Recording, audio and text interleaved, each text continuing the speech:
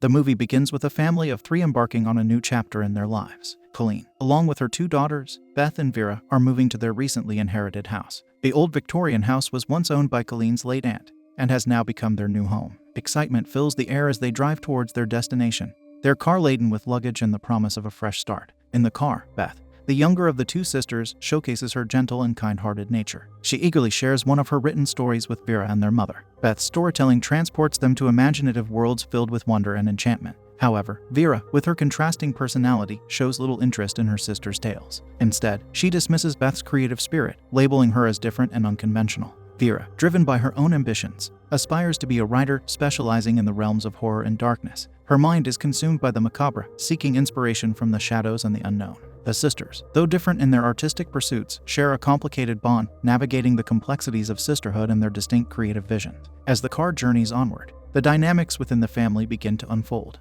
Vera proudly concludes her story, basking in the praise she receives from her mother. Colleen commends Vera, declaring it as her best piece of writing yet. However, Vera's accomplishment is tainted by her disdain for her younger sister. She belittles Beth's stories, dismissing them as foolish and unworthy of attention. A heated argument ensues, with each passionately defending their contrasting views on storytelling. Their differing perspectives ignite a clash of opinions within the confined space of the car, highlighting the tension that exists between them. Amidst their verbal sparring, their attention is momentarily diverted as an enormous ice cream truck passes by on the adjacent lane. The driver, wearing a wide grin, waves cheerfully through the window. Colleen and Beth reciprocate the gesture, expressing their friendly disposition. However, Vera, driven by her rebellious nature, goes a step further. She waves back several times, almost playfully, before abruptly displaying an offensive gesture by showing her middle finger. Colleen is quick to reprimand Vera for her inappropriate response, scolding her for her lack of respect and decency. As the ice cream truck surpasses their car, it drives off into the distance, leaving behind a fleeting encounter that momentarily disrupts the familial turmoil within the vehicle. Midway to their new house,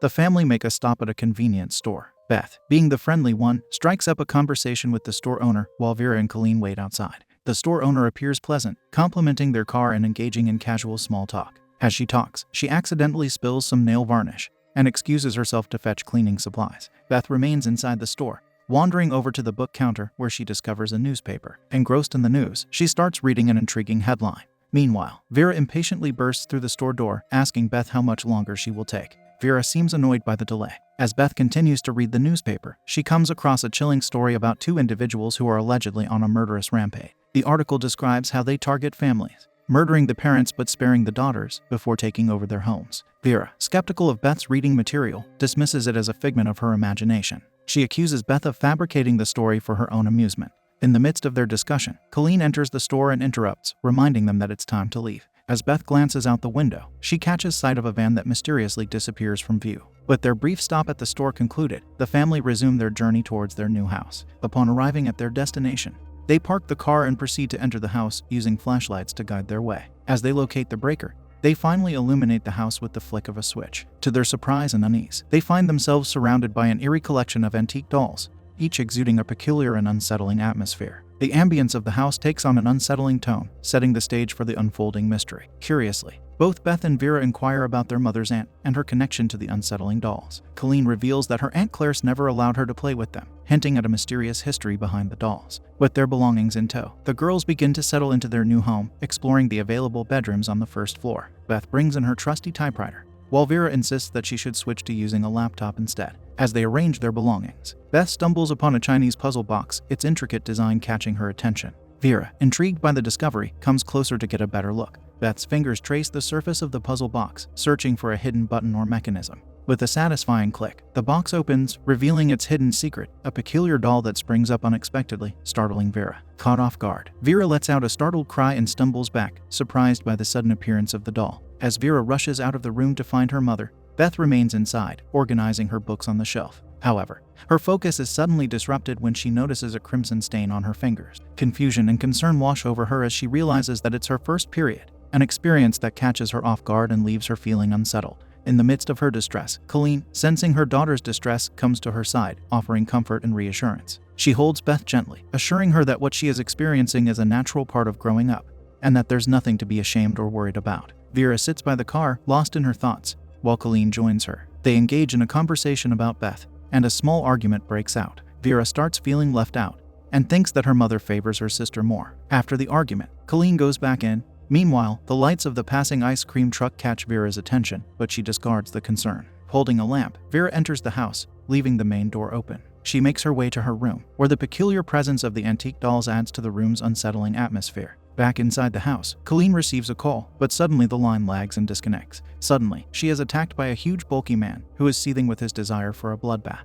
He pushes poor fragile Colleen into the wall, and then brutally hits her with a doll, and she passes out. The girls hear the commotion and come running down, screaming and looking for their mother. All of a sudden, the man sees them and attacks them, dragging them both down by the hair into the basement. He then tries to molest the poor teenagers. Hitting Beth aside, the repulsive sicko grabs Vera and forcefully drags her into a dark room by her leg. Beth, horrified, witnesses it all and tries to escape, but finds the door locked. She is then hit by a lady accompanying the repulsive man, who has her face covered with her hair. The lady directs Beth to move back down to the basement. Beth does as she is told, shuddering with fear. She sits at the basement door, looking at the lady and sobbing, when suddenly Colleen attacks the lady. Poor Beth gets so scared that she covers her ears. The fight turns into a bloodbath. The next thing Beth witnesses is her mother punching and hitting the repulsive lady, trying to save her daughter. Colleen comes over to Beth and gently asks her to run away. Suddenly, both of them hear Vera screaming in agony. Colleen's motherly instincts kick in, and despite the strain of the previous battle, she runs headstrong into the new one to save her daughter. The next thing we know, Colleen is onto the huge man, trying to slaughter the beast that put her daughter through agony. She finally subdues him, but is suddenly attacked by the woman who has come to her senses,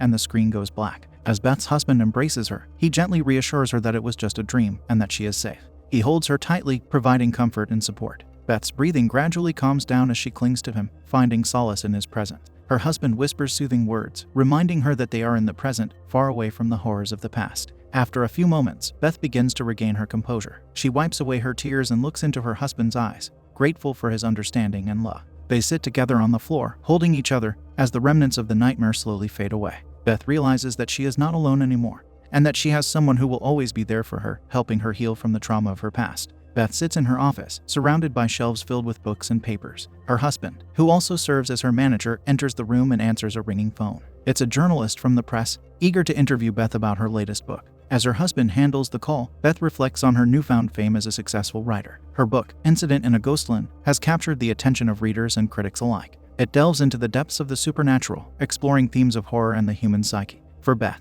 this book holds a special place in her heart, as it draws inspiration from her own experiences and the nightmares that have haunted her. As the requests for interviews and book signings pour in, Beth feels a mixture of excitement and apprehension. She is grateful for the recognition her work has received, but is also aware of the expectations that come with it. Writing has become a way for her to channel her emotions, confront her past, and find catharsis. Through her stories, Beth explores the realms of the unknown, delving into the dark corners of the human mind. Her vivid imagination and haunting narratives have captivated readers, drawing them into worlds filled with suspense and terror. However, beneath the surface of her chilling tales, there lies a deeper message, one that speaks to the resilience of the human spirit and the power of confronting one's fears. As Beth continues to navigate her newfound fame, she remains committed to her craft and the stories she wishes to share. Her journey as a writer is intertwined with her personal journey of healing and growth. Through her words, she hopes to connect with readers, offering them a glimpse into the shadows and, ultimately, a path towards understanding and acceptance. Sometime later, Beth sits in a well-lit television studio, ready for her interview about her latest book, Incident in a Ghostland.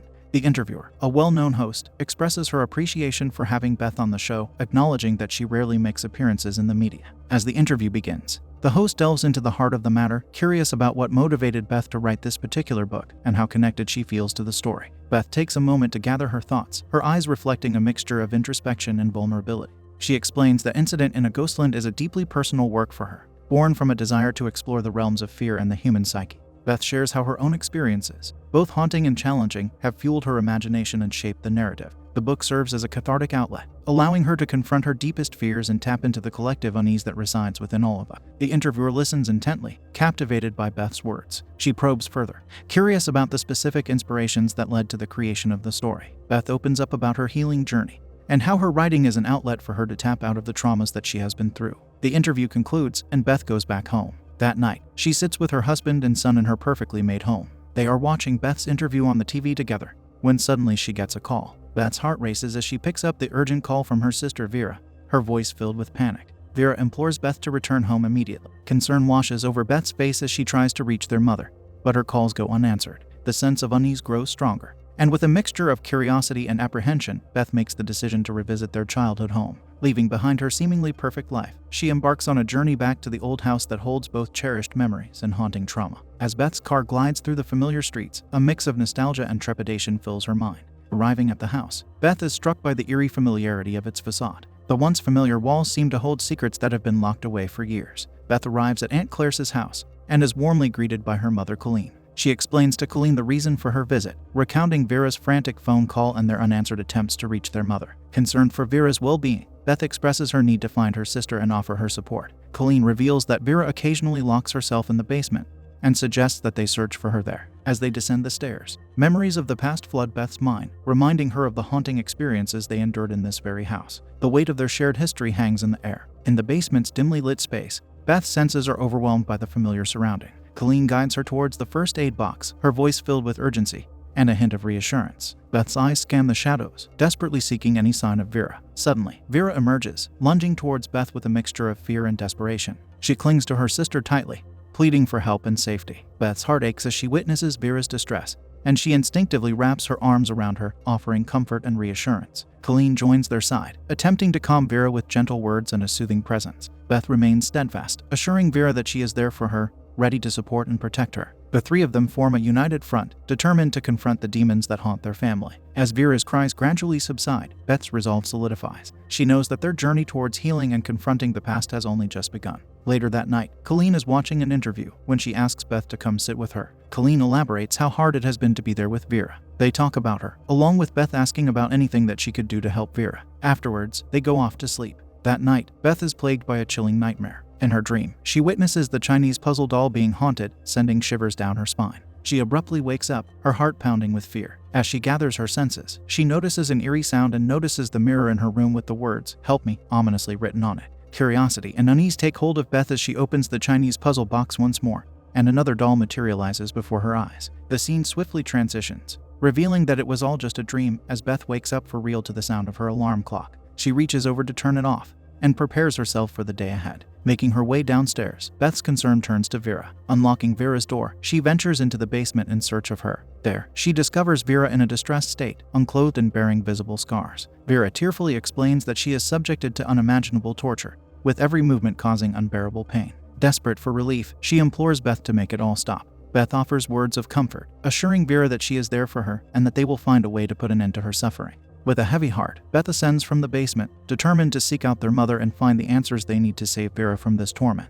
The weight of responsibility rests upon Beth's shoulders as she navigates the shadows of their shared past, driven by love and a fierce determination to protect her sister. Beth steps outside the porch door in search of her mother, only to come face to face with a familiar-looking dog. The canine stirs a sense of recognition within her. Just as she begins to approach the dog, Colleen suddenly appears, shooing the black dog away. It becomes clear that Colleen has gathered nearly all the dolls from the house and intends to sell them, hoping to make a substantial fortune from their sale. After coming inside, Colleen and Beth share a joyful moment together. They sit side by side, enjoying their drinks and dancing to the rhythm of the music. Amidst their lightheartedness, Colleen takes a moment to show Beth a scar on her forehead, reminiscing about the past and offering her thoughts on Beth's new book. As they continue their conversation, mother and daughter delve into a deeper connection, sharing stories, laughter, and cherished memories. The bond between them grows stronger as they open up to each other, finding solace and understanding in their shared experiences. Beth, concerned for Vera's well-being, covers her sleeping mother with a blanket and returns to her own room with a book in hand. However, her attention is once again drawn to the mirror,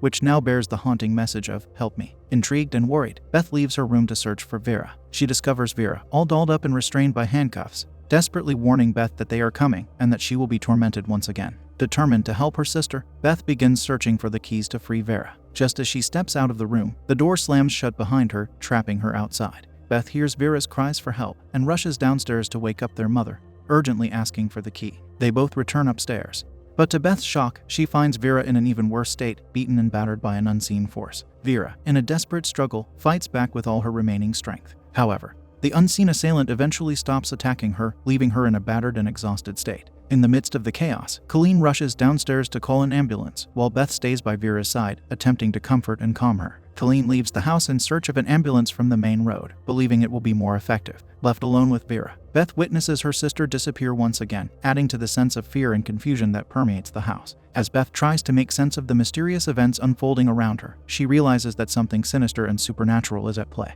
As Beth desperately searches for Vera, and finds the basement door locked once again. She is overcome by a sense of dread. A chilling male voice echoes through the hallway, taunting her and declaring that it is now her turn to be toyed with. Startled and terrified, Beth retreats from the basement door and glimpses a haunting vision of the same imposing man, with Vera screaming in terror. Feeling overwhelmed by the situation, Beth sits down, weary and exhausted, and eventually drifts off to sleep for a couple of hours. However, her rest is short-lived as she is awakened by the sound of the familiar dog. Sensing something amiss, Beth anxiously searches for her mother, but before she can find her, a mysterious and ominous woman suddenly seizes her, covering her mouth to stifle any cries for help. Beth's heart races as she struggles against the woman's grip, her mind racing with questions and fear, and the screen turns black. In the haunting aftermath, Beth is transported back to the time of their house invasion. She awakens to the haunting sound of a playing CD, which she quickly shuts off. Bruised and battered, her body aching and her mobility limited, Beth musters the strength to rise from her bed and gazes upon her reflection in the mirror. The image staring back at her is one of pain and despair. Determined to find her mother,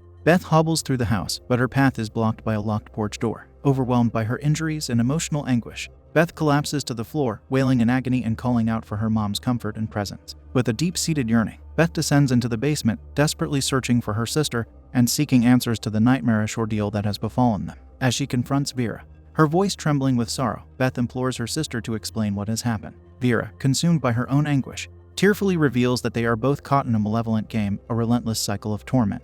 In a moment of anguish, Vera strikes Beth, the pain echoing through the air as she implores her sister to stop evading the harsh reality. With a softened voice, Vera urges Beth to confront the truth, to accept the devastating loss they have endured. As the weight of their mother's passing descends upon her, Beth crumbles, overcome by grief and aching for the presence of their beloved mother. The scene changes dramatically as reality finally descends on the girl. Vera tells her that the future was just Beth's imagination trying to escape from what happened. She had it all made up in her mind, strong enough that she managed to get away from reality for a few days. Beth and Vera are back as their younger selves. Both of them were badly tortured, their faces misshapen and their bodies bruised and covered in blood. Vera embraces Beth warmly, telling her about how crazy she sounded, and she was not sure about the way to bring her back. Afterwards, they sit together and eat marshmallows. Beth accepts reality. She falls asleep for a while. As she wakes up, Vera comes to her and hides her in a cupboard, telling her to stay calm and not to move or cry. Vera closes the cupboard door and goes away, while Beth sits there, scared and trying her best not to get caught. Suddenly, the cupboard door flies open, and that weird woman who attacked them is standing right in front of Beth. She grabs Beth and takes her to another room.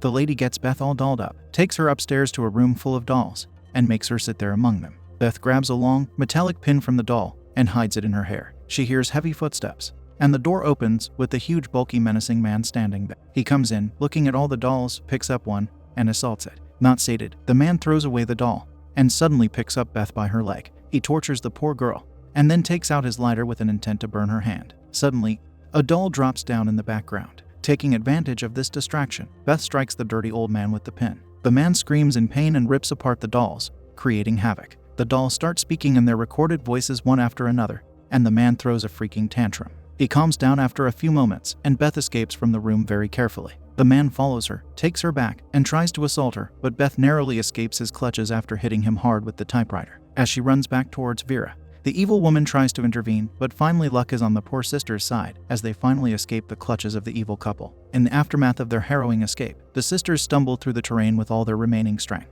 Despite their injuries, they push themselves to keep going until they are finally discovered by a pair of police officers, a man and a woman. The officers quickly assess the situation and call for an ambulance and additional support. The male officer relays their location, providing crucial details about the house they escaped from. Meanwhile, the female officer approaches the sisters, concerned about their condition. With genuine care in her voice, the police officer asks about their well-being, seeking to understand the extent of their injury. Beth and Vera, exhausted and in pain, manage to communicate their ordeal, conveying the horror they endured and the urgency of their situation. The police officer reassures them that help is on the way and urges them to hold on a little longer. As the sisters lean on each other for support, they find solace in the presence of the police officers, grateful for their timely intervention. The police officers maintain a vigilant watch over Beth and Vera, ensuring their safety until the ambulance arrives. Suddenly, the evil woman arrives at the scene. She swiftly gets rid of the poor officers and then abducts the sisters, who are taken back to the house. Beth slowly starts falling into her memory coma again, but this time manages to fight it off with help from her sister. As she comes back to reality,